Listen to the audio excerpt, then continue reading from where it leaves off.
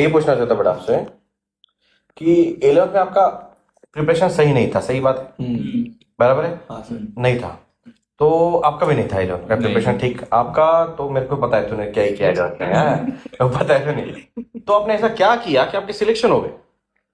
Sir ऐसे तो नहीं है, पहले तो आप सर टीचर लोग से मिलके प्लान बनाए प्रॉपर कि कब क्या रिवाइज करना चाहिए और कैसे स्टार्ट करना चाहिए। लाइक 12th के साथ 11th कैसे मैच करे और पेपर में कैसे ये करे।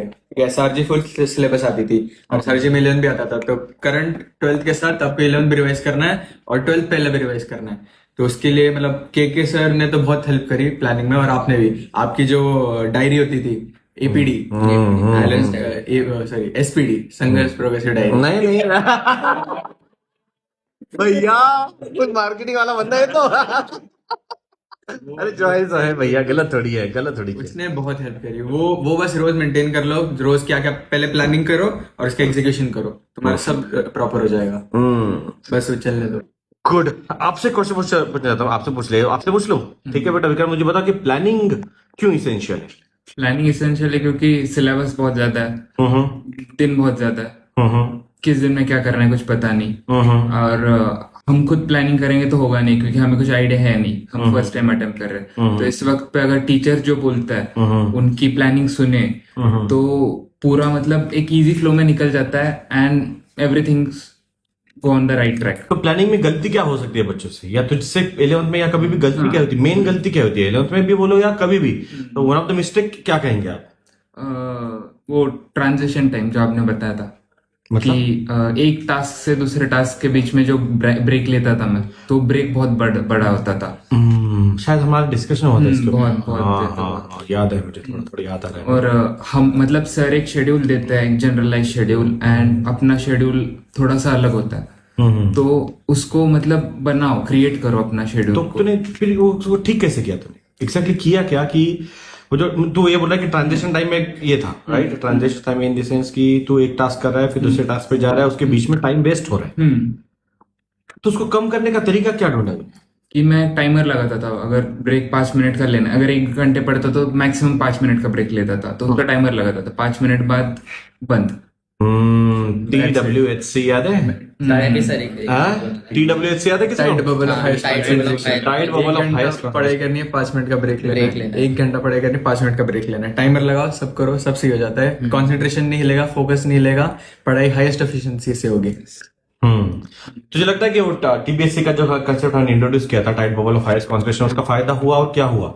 हाँ सर, फायदा तो बहुत हुआ, क्योंकि अगर आप बिना कोई एम लेके ऐसा पढ़ने बैठोगे कि चलो यार अभी टाइम बचा है, बैठ के पढ़ेंगे, टाइम पास, फोन रखा है मस्त, इधर चल रहा है, इधर इधर नोटिफिकेशन आया तो खत्म, कोई फायदा ही नहीं उस पढ़ाई का। आपको इतना बड़ा सिलेबस है, आप मैक्स टू मैक्स एक बार पढ़ोगे, और आपका एम ही होना चाहिए कि आप पढ़ो और वो आपको एंड तक याद रहे और आपको बस रिवाइज करना पड़े। तो इसलिए कंसंट्रेशन, जो वो बबल है, वो बबल आपको मेंटेन करना पड़ेगा। आपको फोन को दूर फेंक देना है, आपको जो भी थॉट्स आ रहे हैं वो आपको कहीं लिख के हटा देना है कि इसको तो बाद में देखूंगा, अभी एक ही ये टॉपिक मुझे बोला गया है और ये टॉपिक मुझे अभी करना है, तो ही जाके आप वो लंबे टाइम तक याद रख सकते हो। तो वो बहुत एसेंशियल है, बहुत ज्यादा एसेंशियल। लास्ट 6 मंथ में अगर कुछ चेंज किया तो वो TBSC था, क्योंकि उसकी वजह से ये होता था कि जो जब तक पढ़ा है मैं 6 मंथ में सब भूल गया, तो लास्ट 6 मंथ में सब फिर से करना था, मतलब लेजिट सब बिगिनिंग से, पहली लाइन से करना था एनसीईआरटी के। तो उस वक्त मतलब न्यू स्टार्ट किया तो एकदम पूरे कंसंट्रेशन से एक बार पढ़ लिया, तो उसके बाद मेरे को वो चैप्टर लास्ट तक याद रहा, एक्चुअली में रहा। तो इसलिए फर्स्ट टाइम अगर पढ़ो तो पूरे कंसंट्रेशन से पढ़ो। गुड जॉब बेटा। धीरज, RURW क्या था, कुछ याद है? Read, understand, remember. तो क्या क्या स्टेप्स है वो, कुछ याद है? क्या कर सकते हैं? Read, understand, remember. उसका जिस्ट है कि लिखने से ही याद होगा, सिर्फ आप कितने बार भी रीड करो याद नहीं होगा ठीक से। फिर प्रॉपरली लिखने से याद होगा, सॉल्विंग से याद होगा, रिपीटेड टाइम्स रिवीजन करने से याद होगा, सिर्फ रीड करने से याद नहीं होगा, और वो रीड किया हुआ ठीक से अंडरस्टैंड भी होना चाहिए। अच्छा, तो मुझे बता कि लॉन्ग टर्म में उसको सेव करने के लिए, लॉन्ग टर्म में मेमोरी में सेव करने के लिए आपने क्या ट्रिक यूज किया? लॉन्ग टर्म के लिए तो मोस्ट इम्पोर्टेंट एक एक्टिव रिकॉल है, मतलब आप बिना पढ़ाई बिना रिवीजन के ही क्वेश्चन सॉल्विंग करना स्टार्ट कर दो, फिर उससे समझ आता है कि कितना याद है कितना याद नहीं है, और फिर उससे जो एक्चुअल में आता है वो लॉन्ग टर्म मेमोरी में भी बैठ जाता है और हमेशा याद होगा। वो बेस्ट है कि आप बिना पढ़ाई किए टेस्ट दो और फिर देखो कैसे। और मुझे लगता है कि चिन्मय Yes, sir. फिजिक्स का स्टार्टिंग में दिक्कत था 11th में, फिजिक्स का बहुत है ना? हाँ। कैसे किया कवर? सर फिजिक्स का एक ही मैं पहले क्या करता था कि 100 जगह से सॉल्व करता था चीजें अलग अलग। मैं फिर बाद में मेरे को पता चला कि एक ही चीज पे स्टिक करना है और वो बार बार रिपीट करना है। तो जैसे तुम बार बार रिपीट करोगे तुमको जस्ट आ जाएगी तुमको क्या अप्रोच से क्या सॉल्व करना है। वही, और फिर उसमें तो बहुत हेल्प भी आई थी टीचर्स की, उसमें भी समझ गया था। बट वही है कि 100 चीजें मत पढ़ो, लिमिटेड चीजें पढ़ो, बट अच्छे से पढ़ो और रिपीटेड पढ़ो, वही नीट वैसी निकलेगी तुम्हारी।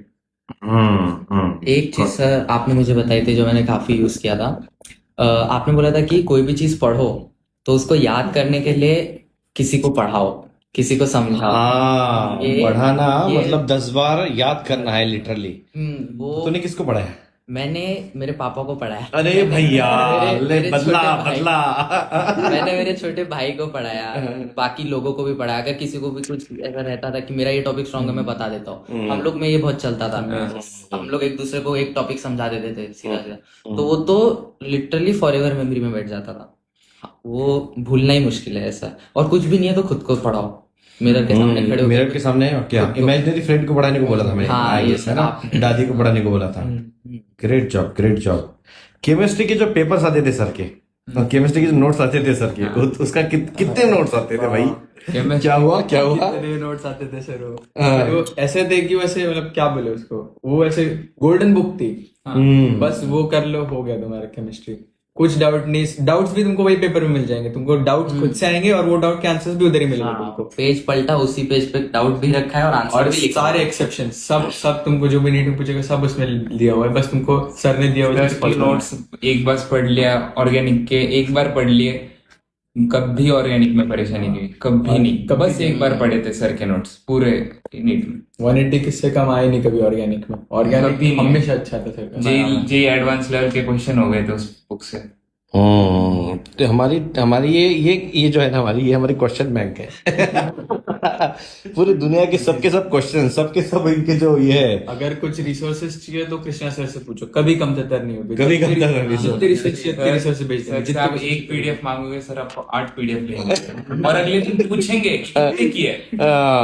हाँ यार, ये बात है कैसे काम करवाना है। पेपर मांगा था सर से, सर ने 100 पेपर भेज 100 दिए। पेपर भेज दिए। फिर रोज पूछते थे कि आज कौन सा आज पेपर कौन किया, सा आज कौन सा आंसर पेपर किया, और कौन सा जाके पेपर तुरंत है। इस एनालिसिस बार दिखाया। 260 पेपर बना रहा हूँ, मतलब टोटल टेस्टिंग का, मतलब नीट से पहले 26 के नीट से पहले 260 पेपर का प्लान है, जिसमें 100 के आसपास फुल पेपर का प्लान है। बाप रे। तो उससे फायदा क्या होगा? क्या मतलब आपका विजन क्या है? इस साल जो नीट का पेपर हुआ है, मतलब वो जो बनेगा ना, वो उसका मिरर ही होगा, ऐसे समझ लो। और मुझे तो ऐसा लगता है कि जो एक बार उस प्रोडक्ट को देख ले, मतलब पेपर को देख ले, तो वो पूरा का पूरा सॉल्व करना चाहेगा, ऐसा है। मतलब विजन तो ये है कि हर दूसरा बच्चा सॉल्व करे, मतलब अपना है कि क्योंकि उस पर बहुत मेहनत हो रहा है अभी, है ना। मतलब आपका कहना है कि आप ऐसे टेस्ट बनाएंगे कि अगर वो कोई भी बच्चा सॉल्व करेगा तो उसका नीट पक्का है। हाँ, मतलब हम लोग मिलके बना रहे हैं। Very good, very good, very good job, good job.